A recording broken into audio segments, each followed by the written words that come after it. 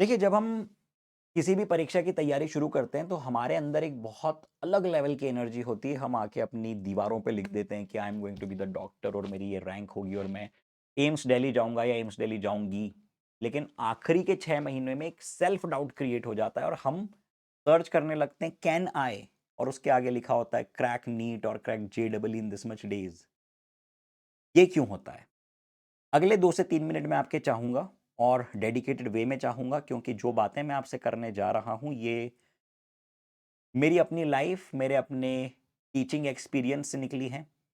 कोई मोटिवेशन या कोई स्क्रिप्ट नहीं है, कुछ रियलिस्टिक घटनाएँ हैं जिनको अगर आपने सुना, समझा, फ़ील किया, तो मेरा मानना है कि कई सारे सवालों का जवाब आपको अपने आप मिल जाएगा। देखिए, कहा जाता है कि एक इंसान को आधी सफलता तभी मिल जाती है जब उसे अपनी औकात पता चलती है। और एक मिडिल क्लास बच्चा रातों-रात जवान हो जाता है जब उसे ये रियलाइज़ होता है कि उसके पिता की इनकम उसके परिवार के सर्वाइवल के लिए सफिशिएंट नहीं है।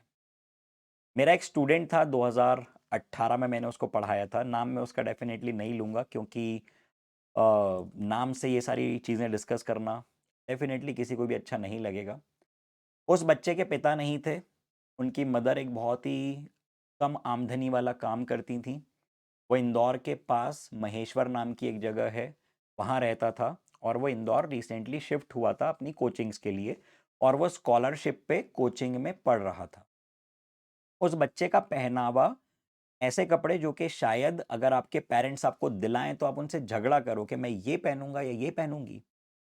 चप्पलें जो हम लोग शायद ही कभी पहन के बाहर निकलें, वो कपड़े, वो चप्पल और उस तरह के हुलिया में उसको डेली उन बच्चों के बीच में कोचिंग में आके बैठना है जो कि बड़ी-बड़ी गाड़ियों से आ रहे हैं ऑफलाइन कोचिंग्स में, जिनके पास बहुत अच्छे कपड़े हैं, जिनके पास सारी फैसिलिटीज़ हैं, जिनके पास बहुत अच्छे कंडीशन के माता-पिता हैं। पहली बात, वो बच्चा कहाँ से ये मनोबल लाता होगा कि मैं जाऊँगा और वहाँ पे जाके इन लोगों के बीच में कम्पीट करूँगा और ना सिर्फ कम्पीट करूँगा, इन लोगों की रिस्पेक्ट डेवलप करूँगा, इन लोगों की रिस्पेक्ट हासिल करूँगा। ये आत्मबल कहाँ से आता है? ये विल पावर कहाँ से आता है? इस बच्चे के बारे में थोड़ा-सा और बताता हूँ।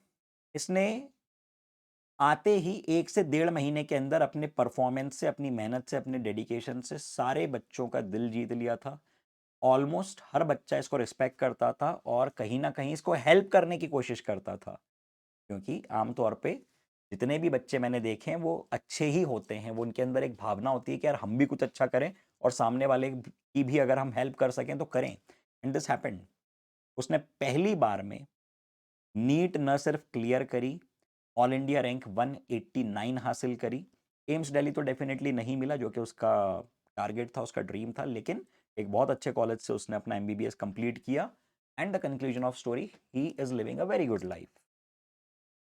अब हमारे साथ क्या होता है ना कि जब तक चीजें हमारे अकॉर्डिंग चल रही होती हैं तब तक हमें बड़ा अच्छा लगता है और जहां थोड़ी सी ऊंच नीच होती है हमारे अंदर ये सेल्फ डाउट आ जाता है।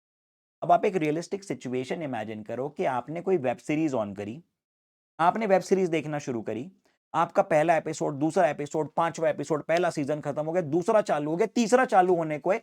क्या आपको किसी मोटिवेशन की जरूरत पड़ी कि यार मुझे मोटिवेशन की जरूरत पड़ रही है इस वेब सीरीज को देखने के लिए? लत लग जाती है, मजा आने लगता है, आप उसमें इंडल्ज हो जाते हो, बहने लगते हो। लेकिन जब बात आती है न्यूमेरिकल सॉल्व करने की तो आपको मोटिवेशन चाहिए। क्यों? क्योंकि ये हमारी नेचुरल टेंडेंसी है to go with the flow. और यही कारण है कि दुनिया के 0.1% लोग दुनिया के 99.9% लोगों को कंट्रोल कर रहे हैं, उनको यूज कर रहे हैं, उनसे काम करवा रहे हैं और 0.1% लोगों के पास सारी वेल्थ है। तो अब ये आपके ऊपर है कि आप किस सेगमेंट में खुद को देखते हो, आप किस डायरेक्शन में खुद को देखते हो।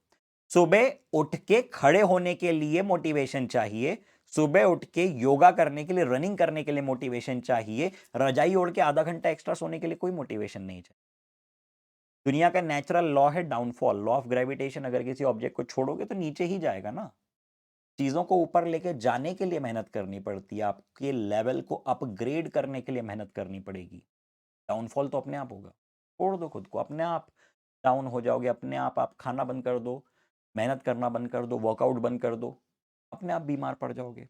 बीमार पड़ने के लिए थोड़ी हमें कोई मेहनत करनी पड़ रही, मेहनत करनी पड़ती है हेल्दी रहने के लिए, स्वस्थ रहने के लिए, चमकने के लिए। एक और बात मैं करना चाहूँगा, आई थिंक कि मैंने आपके 5 साढ़े 5 मिनट ले लिए हैं, मैं सिर्फ 1 मिनट और लेना चाहूँगा। मेरे पास टेलीग्राम पे कई बच्चों के मैसेजेस आए कि सर एक ऐसा टॉपिक आपसे डिस्कस करना चाहते हैं जो कि पेरेंट्स से हम नहीं कर सकते डिस्कस, इन्फैचुएशन।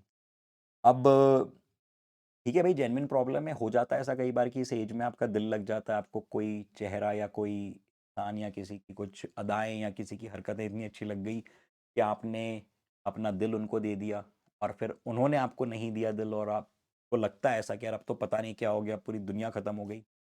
एक लाइन सुनना, हरिवंश राय बच्चन जी की लाइन है, जीवन में एक सितारा था, माना वो बेहद प्यारा था, वो टूट गया तो टूट गया, अंबर के आंगन को देखो, कितने इसके तारे टूटे, कितने इसके प्यारे छूटे, जो छूट गए फिर कहाँ मिले, पर बोलो टूटे तारों पर कब अंबर शोक मनाता है, जो बीत गई सो बात गई, जो बीत गई सो बात गई।